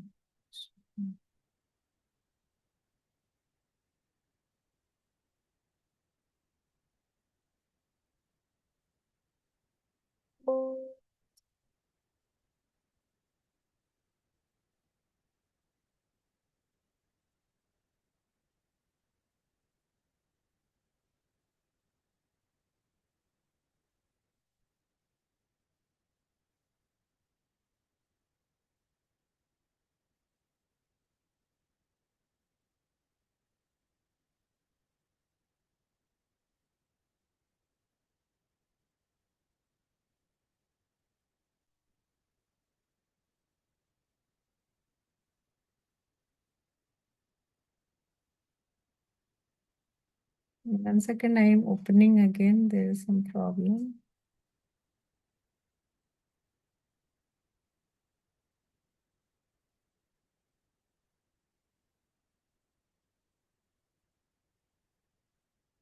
Okay, 27,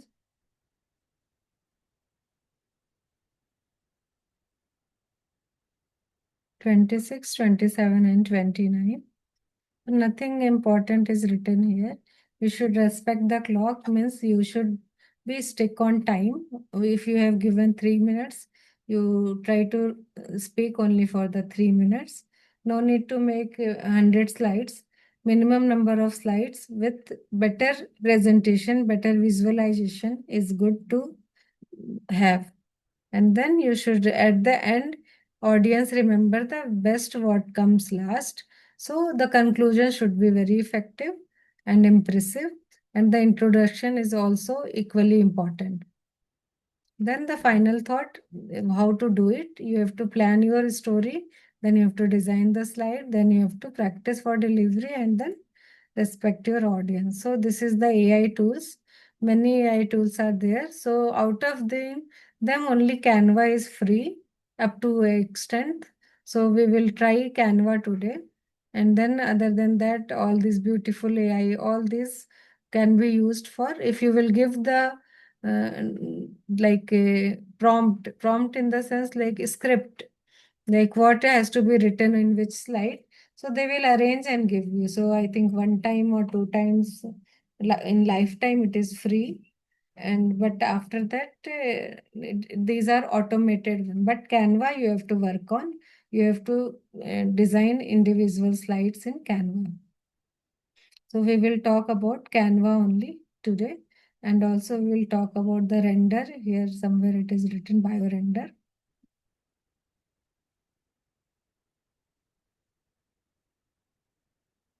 Here. Excel, PowerPoint, then Canva, BioRender, I will talk. This is for statistical analysis. This is also online tool. Once or twice only it is free. Once required, we can try out. And this R is also free. R Studio, it is called R Studio. You can download, but it is difficult to use. Python, these are the computer languages, but it is difficult to use. You have to learn how to use it.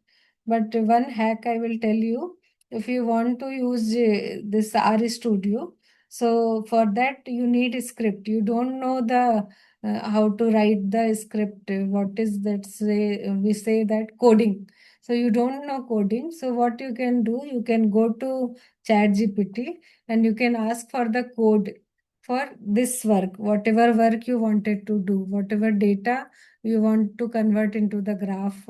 So you can give that data and you can ask ChatGPT to generate the code. Most of the time it generates right code nowadays in 2025. Earlier it was not able to read and generate the correct code. But now most of the time I use this R Studio and I don't know coding. But then also I used because I can generate the codes using the ChatGPT. But many times it gives wrong. Then again and again you have to customize your code, and then you can get the data plotting done. Similarly, Tableau is also this coding based only. Data wrapper also coding based. So all these are coding based. And if you don't know coding, for one or two times, like once in a month, you can try out.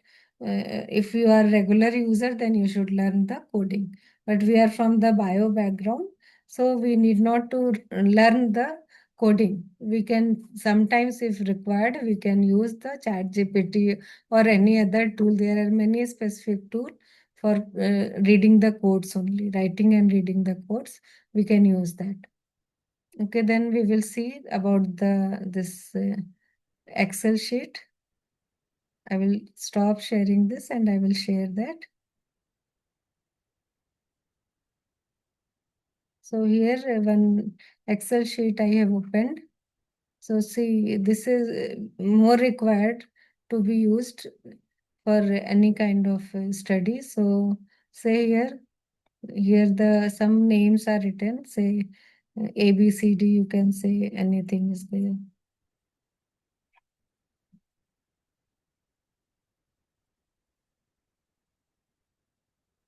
So you can do some simple calculations here. I will remove this data. This is very big data.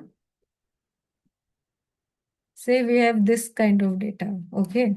So for this one person, say his name is Q and his occupation, or maybe any data you can say, something, some data we are having, pre-operation, post-operation, some data we are having, some scorings we are having. Okay, so here also say it is also a score, some type of a scores. Like some experiment, they used to give scores like out of 50, say this is just the result of some high school student. He has some 6 subjects. So you want to take average of these. So what you will do, you have to listen very carefully.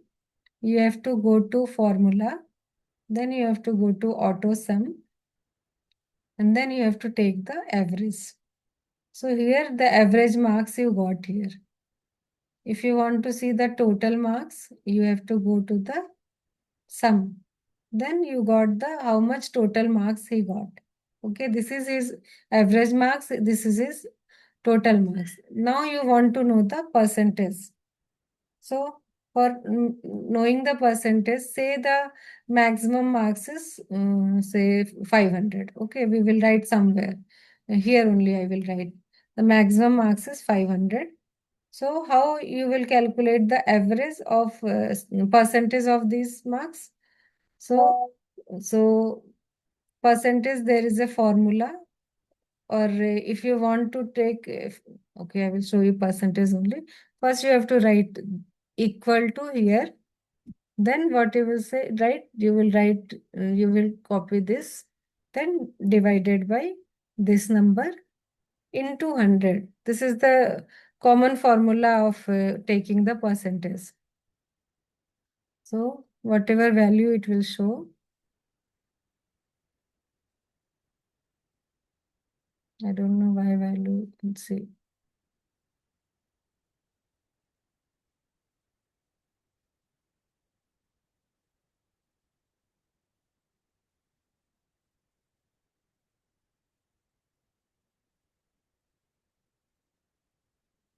There is some problem, I don't know. Like that you can, now these two are selected. So like that you can find the percentage. Okay, okay. We have to take this thing. The total we have done here. So he got this many marks out of this. So we will write formula. This divided by this number into 100. So that means this person got the this much average marks.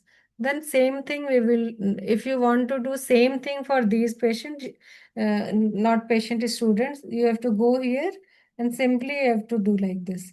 Then this whole column will be having average of all these. And this will be having the total of all these. And here it will be having the average of all these. So this is very important to learn because earlier I was not knowing. After internet came only I got to know how to do all these things. I learnt on my own by this. Again error it is showing. Oh yeah, it is showing error because if you are using formula and you want to apply it for everywhere, then you have to put the dollar mark here. Okay. If you will put dollar mark means similar kind of work it has to be done. This formula has to be done. If it is an automatic formula, it will come here at this corner. You have to come and like this. Then you will get to know how much average, sorry, percentage they got. Sometimes I use it whenever required, so I am little bit forgetting the things. Now the next thing, if you want to compare the marks, say this is the maths mark. If you want to compare the maths mark of all these students, then you can make a bar graph. Then in that case, where will you go?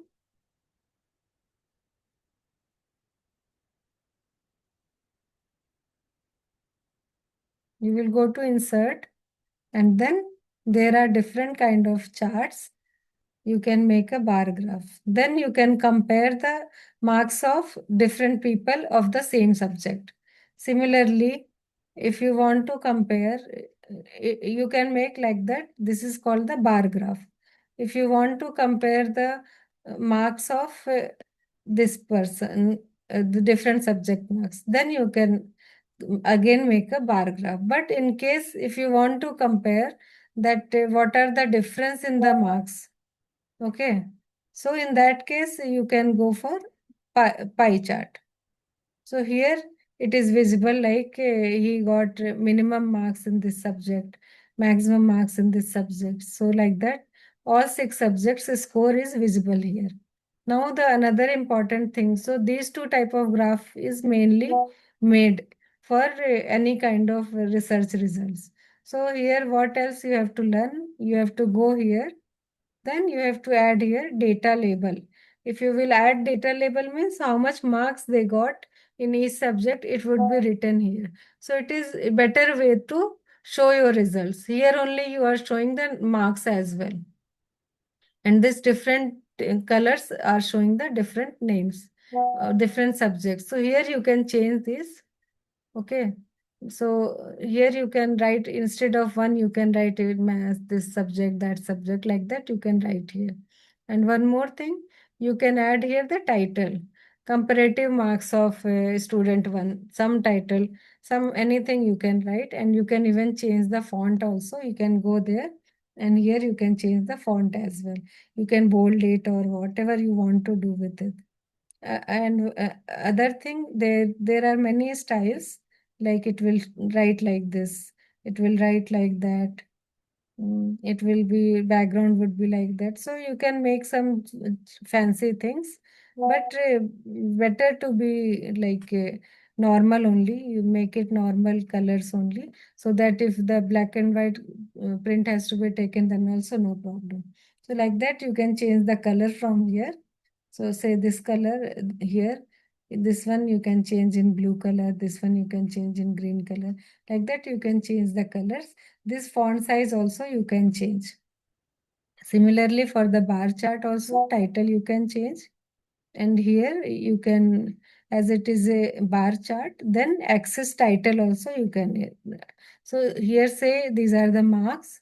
So here you can write marks. You can remove this and you can write here marks.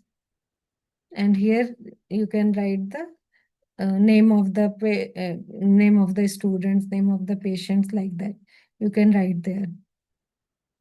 Similarly, you can data label, you can add here. And sometimes table are also shown here only, like you are giving the presentation. So for more clarity, you can add the table also here only. This is called error bars. You can make the error bars if you are taking the average of many studies.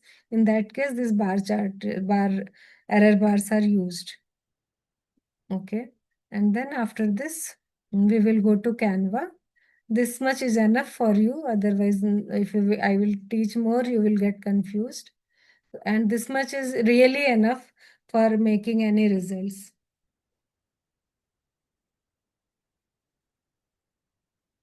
I will open Canva.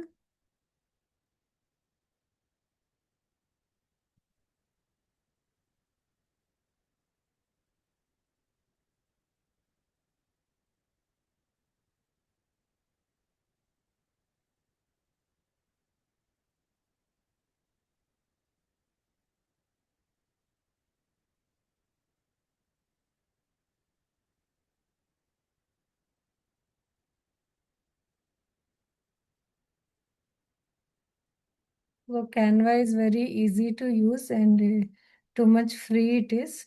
So here you have to go to create, and then anything you can create, even you can simply search here presentation. It is giving the templates.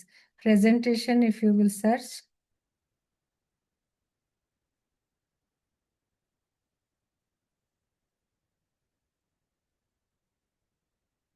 I think it is running very slow.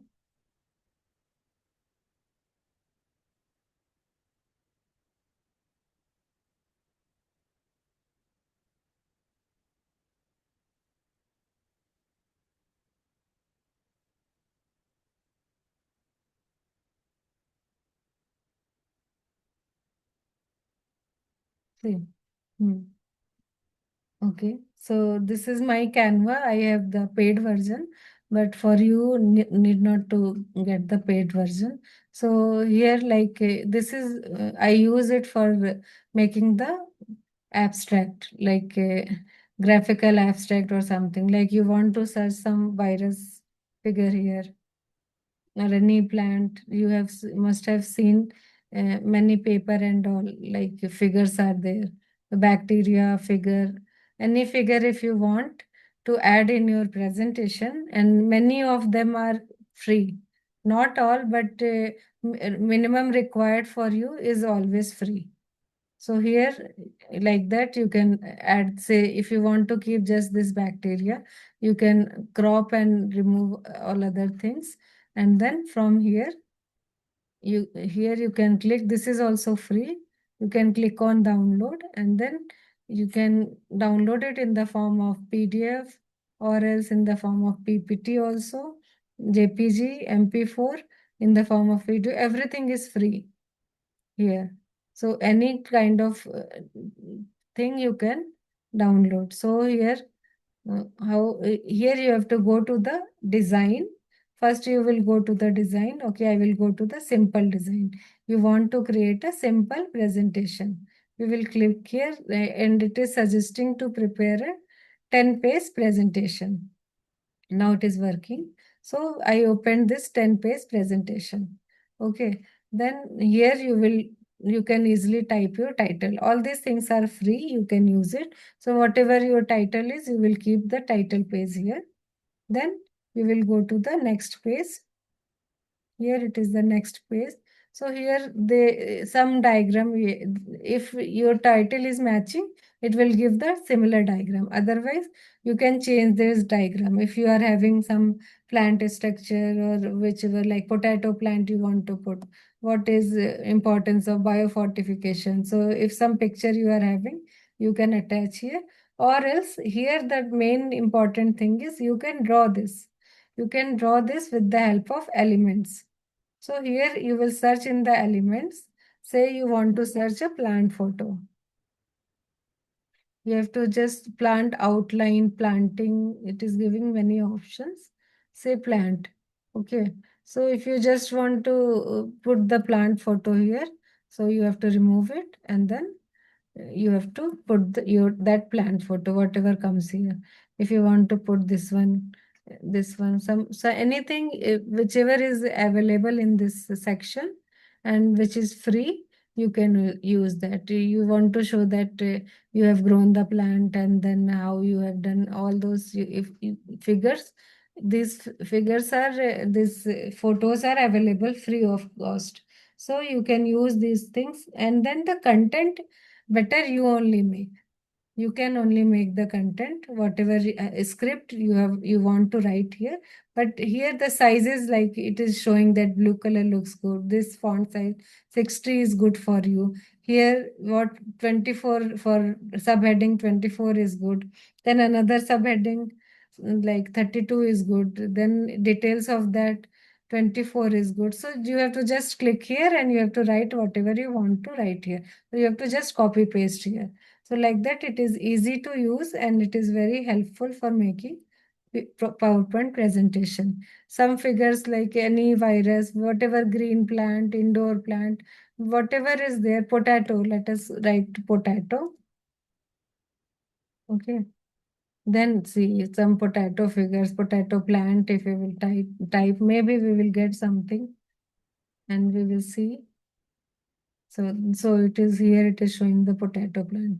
So in your front page or somewhere, you can put this photo and you can then your PPT would look. This is all for the beautification of your PPT, not the content. I suggest you only prepare. No need to take any AI tool help. Otherwise, you can take the help of few AI tools. But for beautification, the slide colors and what combination, whatever is suitable for you, you can choose from here. All these, most of these are used to be free. Like that, you can use this. That is all for the today. I think many are there. Any questions, you can tell me. If any questions are there, you can tell me.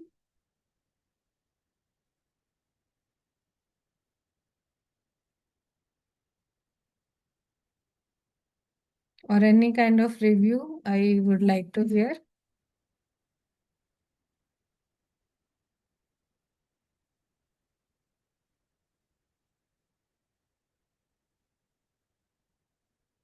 You can see many messages together. One second.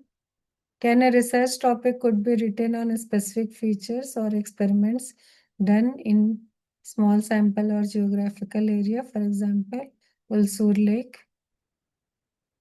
No. Ulsur Lake means it can be a case study or just that is called survey kind of a small rapid review or survey paper. Like you did the survey and you went to this conclusion, but mostly it would come in the case of the research paper only, case study only. So you can publish a research paper if you are working somewhere as a researcher. Then only you can that some institute or in your college only, if facility is there, your guide or someone should be your guide. Someone should own you. Then only you can publish the research paper right now.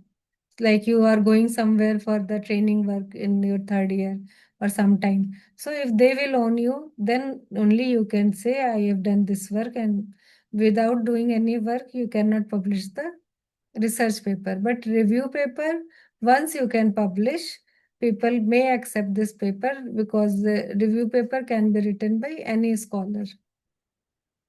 Slide number 26 and 27, I will show you how to find the specific guidelines for publishing the particular journal. Okay, you are interested in this. So tomorrow, whole both the sessions would be on this only.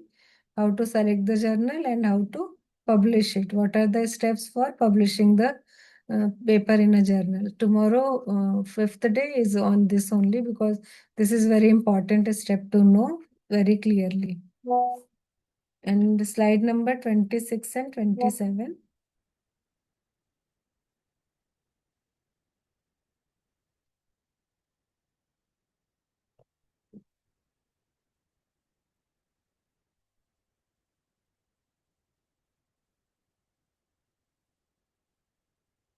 So you can take the screenshot, but nothing important is written here.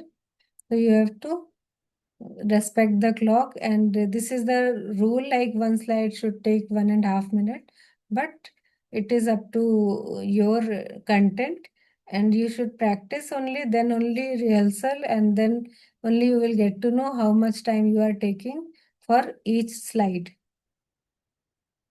And then the last sentence is equally important as the first sentence. Like we know that first impression is the last impression because first and last is always connected.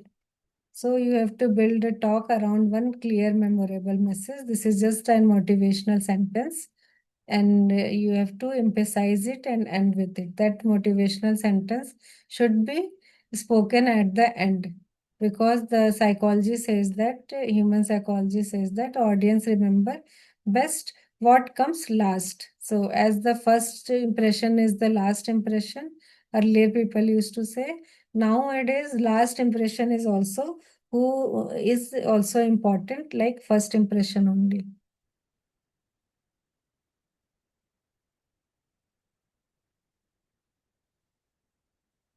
Okay, anything else? Any other question?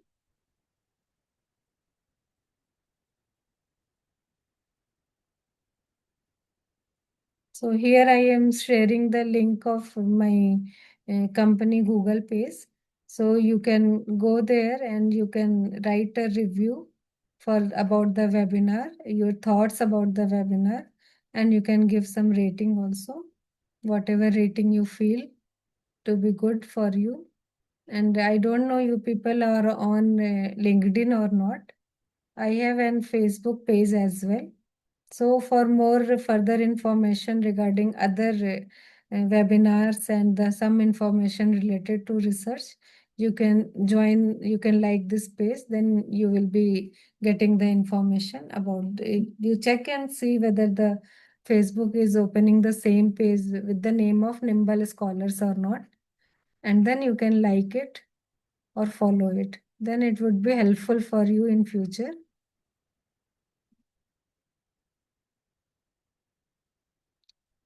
Graphical present. No, I told you the main point you have to write. After making the graph, like this is the maximum, this is the minimum, only two things you need to write. Okay, or what is the trend that you have to write. That's why you are doing the graphical presentation. No need to like, otherwise you have to write 10 data. In one graph, if 10 data is there, you need not to write about all 10 data, only the maximum one and the minimum one you can write, or whatever is the trend, you can talk about that in one or two sentences. Then it would be clear for to the audience or the paper reader also, like, okay, this experiment got the maximum result, this experiment got the minimum. And in between things, nobody think of what happens in between, nobody cares about that. Only who is the best, top three or top one, and who came last in the class, people remember them only. It is like that.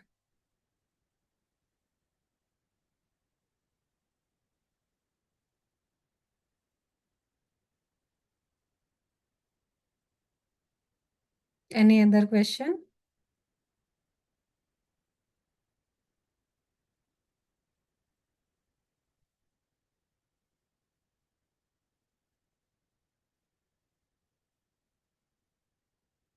Okay, tomorrow we will talk about journals, like how to select a journal, how to choose a journal.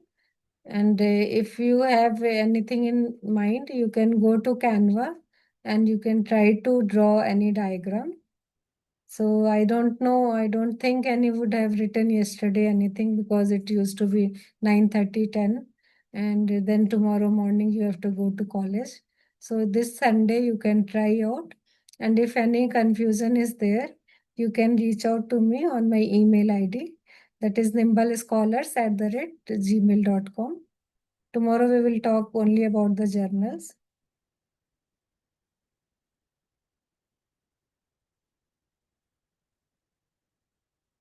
So once you read anything, you can tell me.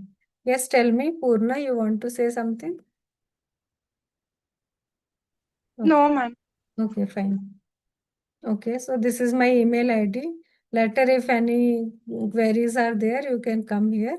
Tomorrow we will meet and talk about this journals, how to select a good journal, and then how to communicate it. That is also important to know. Many people don't know how to communicate. They will write and then they don't know how to read the instruction and all. So tomorrow it would be mostly the demonstration class only, and then we will complete this 5-day program. Thank you for your patience. 134 students are still here in the meeting. That is good for me.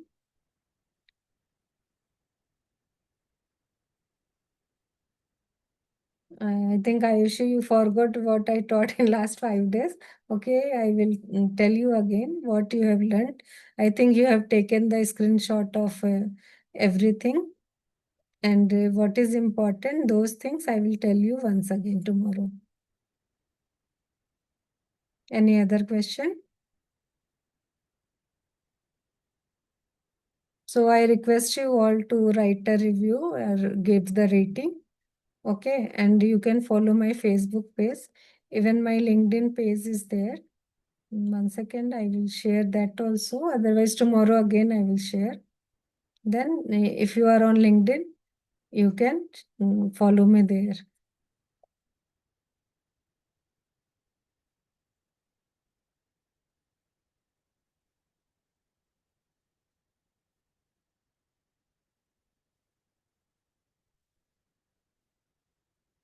Any other questions?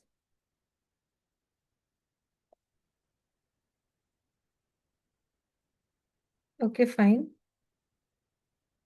Tomorrow we will meet on the same time. Thank you, ma'am. Mm. Thank you so much, ma'am. See you tomorrow. Okay, fine. Good night. Good night, everyone. Good night, ma'am.